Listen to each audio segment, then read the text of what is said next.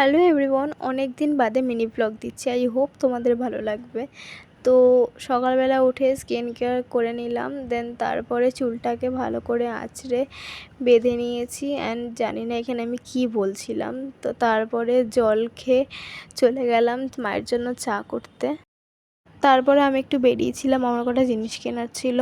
বাইরে এত গরম, আমি পুরো ঘেমে স্নান। তারপরে বাড়িতে এসে দেখি মা বড়া ভাজছে, তো আমি লোভ সামলাতে না পেরে ওখান থেকে একটা তুলে বড়া খেলাম।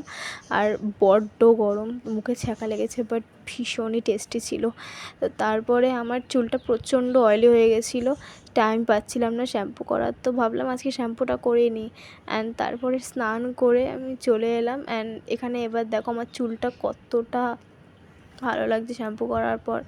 তো তারপরে চুলটা আঁচড়ে আমি লাঞ্চ করতে বসলাম। আজকে মা করেছিল ডালের বড়া আর ওল ভাতে।